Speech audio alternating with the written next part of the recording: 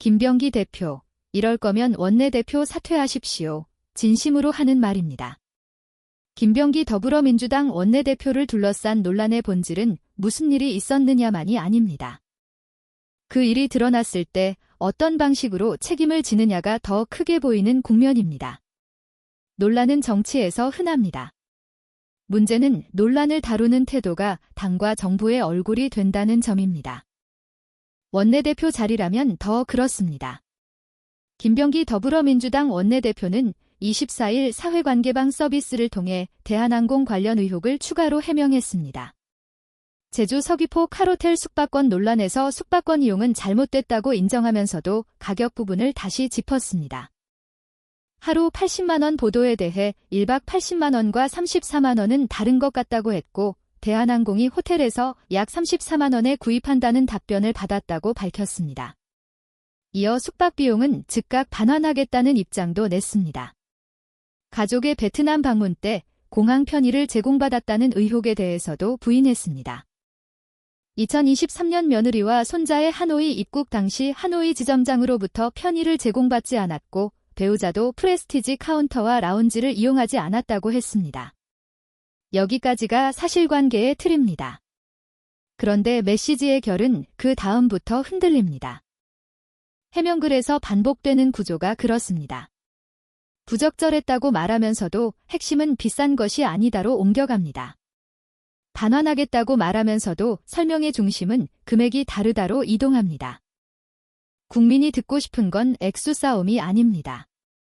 적대성 혜택을 받았는지, 받았다면 왜 받았는지, 어떤 판단이었는지, 앞으로 어떤 기준을 세울 것인지입니다. 그런데 설명이 금액을 둘러싼 공방 형태로 흘러가면 스스로 논점을 좁히는 동시에 의심을 키웁니다. 법의 기준선을 피해가려는 듯한 인상을 남기기 쉽습니다. 청탁금지법 기준을 의식한 듯한 설명이 더해지면서 그 인상은 더 강해집니다. 100만 원 이상 수수 같은 틀이 공중에 떠버리면 논란은 도덕의 문제에서 합법성의 기술로 바뀝니다. 그 순간부터 국민은 이렇게 느낍니다. 잘못을 돌아보는 게 아니라 걸리지 않는 선을 찾고 있구나. 정치인의 해명에서 가장 위험한 신호가 바로 이것입니다.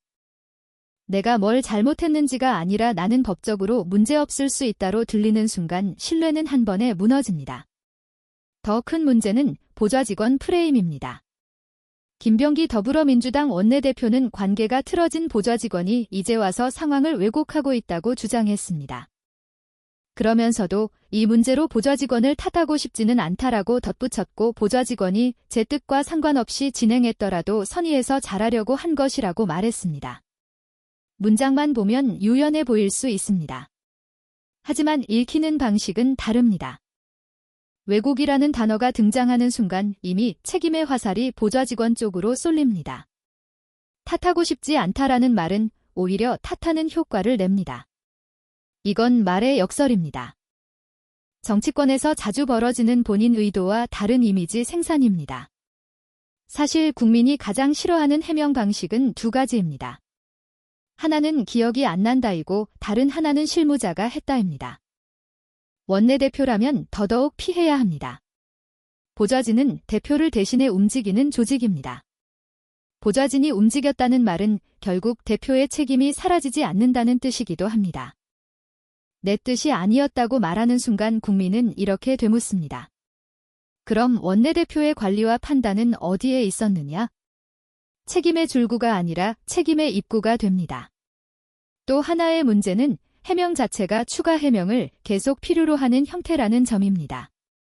한 번의 입장 발표가 논란을 정리하지 못하면 그 다음부터는 발표의 목적이 바뀝니다. 정리하려고 발표했는데 발표가 새로운 쟁점을 만드는 단계로 넘어갑니다. 숙박권 가격을 둘러싼 숫자 싸움이 대표적입니다. 일반 소비자 가격, 기업 구매가, 당시 적용된 조건, 추가 서비스 여부 이런 것들이 섞이기 시작하면 국민은 피로해집니다. 피로해진 여론은 정교한 사실관계를 따라가지 않습니다. 핵심은 회피하고 꼬리만 잡는구나 라는 인상만 남깁니다. 그러면 논란은 사실이 아니라 태도로 굳어집니다. 그때부터는 해명문을 아무리 잘 써도 회복이 어렵습니다. 이재명 정부가 내세우는 방향과의 충돌도 뚜렷해집니다. 이재명 정부는 투명성, 책임성 그리고 국민 눈높이를 자주 강조합니다. 이런 기조에서 여당의 원내대표는 정부와 민주당의 실무 엔진 역할을 합니다. 그러니 원내대표의 태도는 개인 스타일이 아니라 국정 운영의 신뢰와 직결됩니다. 맞다. 그런데 뭐 어쩌라고로 읽히는 순간 그건 개인의 거친 말투 문제가 아닙니다. 민주당의 운영 철학과 정부의 윤리 기준 자체가 흔들리는 문제로 번집니다. 바로 이 대목에서 민주당 내부 비판이 나오는 것이 자연스럽습니다. 정책 성과가 아무리 쌓여도 지도부의 태도가 그 성과를 갉아먹을 수 있기 때문입니다. 지금 국면에서 필요한 건 추가 설명이 아니라 정리입니다. 정리는 감정이 아니라 형식의 문제입니다. 언제, 어떤 경로로, 어떤 혜택을 받았고, 누가 제안했고, 누가 승인했고, 어떤 기준에서 수용했는지, 그리고 그 판단이 왜 잘못이었는지까지 한 번에 정리해야 합니다. 그 다음은 행동입니다. 반환은 출발점이지 종착점이 아닙니다. 사과는 문장이 아니라 태도여야 합니다. 불편을 드려 죄송하다 같은 관용구로 끝나면 또 공방이 생깁니다. 왜 국민이 불편한지 알고 있다는 설명이 먼저 나와야 합니다. 그리고 다시는 이런 일이 생기지 않도록 어떤 기준을 바꾸겠다가 뒤따라야 합니다. 이 순서가 맞아야 신뢰가 조금이라도 돌아옵니다. 지금처럼 가격이 다르다는 프레임에 갇히면 논란은 끝나지 않습니다. 왜냐하면 논쟁의 상대가 사실관계가 아니라 심증이 되어버리기 때문입니다. 국민이 가진 심증은 단순합니다. 고급 객실, 초대권, 기업 제공, 정치인의 이용, 이 조합만으로도 불쾌감이 생깁니다. 그 불쾌감은 대한항공이 얼마에 샀다로는 사라지지 않습니다. 오히려 더 커집니다. 기업이 싸게 샀으니 괜찮다로 들릴 위험이 있기 때문입니다. 그 순간 여론은 해명의 귀를 닫고 태도에만 집중합니다. 가족 관련 의혹도 마찬가지입니다. 이용하지 않았다라는 부인만으로는 부족할 수 있습니다. 왜냐하면 의혹이 생기는 구조가 요청이 있었는가 조율이 있었는가에 걸려있기 때문입니다. 이용 여부만 놓고 다투기 시작하면 논란의 범위가 계속 넓어집니다. 차라리 요청 자체가 있었는지 요청이 있었다면 왜 그런 판단이 나왔는지 그 과정이 부적절했다면 어떻게 바로 잡았는지를 정리하는 편이 낫습니다. 여기서도 핵심은 실무자가 아닙니다. 책임자의 판단과 통제입니다. 원내대표는 당내 권력의 정점에 있는 자리입니다. 그만큼 본인이 감당해야 할 기준이 높습니다. 논란은 누구에게나 생긴다는 말이 통하려면 그 다음 문장이 따라야 합니다. 그래서 더 엄격하게 행동하겠다가 있어야 합니다. 그런데 그 다음 문장이 가격이 다르다, 보좌 직원이 왜곡한다가 되어버리면 국민은 이렇게 결론 냅니다. 이 사람은 기준이 낮다. 한 번 낮다고 찍히면 다음 논란은 더 크게 불어납니다. 그건 정치적 수학입니다. 논란의 크기는 사건의 크기보다 신뢰의 크기로 결정되기 때문입니다. 이 지점에서 사퇴하고 소명하라는 요구가 나오는 것도 이상하지 않습니다. 당이 부담을 떠안으면 정부 추진력도 약해집니다. 결국 개인 논란이 국정 운영에 손해를 줍니다. 그래서 지도부의 처신은 결과로 평가받습니다.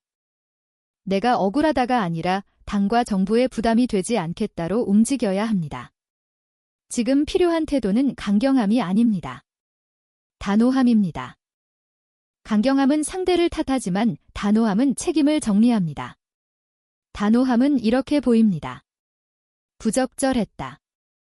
변명하지 않겠다. 전 과정을 공개하겠다. 반환을 즉시 실행하겠다. 재발 방지 기준을 세우겠다. 당과 정부의 부담이 된다면 거취도 포함해 결단하겠다. 이런 태도가 나와야 민주당 지지층도 비판과 지지의 균형을 잡을 수 있습니다. 지금처럼 애매한 방어가 이어지면 지지층은 갈라집니다. 왜 저렇게까지 하느냐라는 피로감이 생깁니다. 그 피로감이 쌓이면 결국 민주당 전체가 손해를 봅니다. 결국 선택지는 두 가지로 좁아집니다. 태도를 확 바꾸고 한 번에 정리해서 논란을 끝내는 길이 있습니다. 아니면 방어를 이어가다가 논란이 계속 커지고 당과 정부까지 끌어내리는 길이 있습니다. 원내대표라면 첫 번째 길을 택해야 합니다. 정치에서 논란은 피할 수 없지만 논란을 처리하는 능력은 선택입니다. 그 선택이 지금의 김병기 더불어민주당 원내대표에게 요구되는 최소한의 자격입니다. 영상 마치겠습니다. 여러분의 구독과 좋아요는 영상 제작에 큰 힘이 됩니다. 정치박사가 여러분과 끝까지 함께하겠습니다. 감사합니다.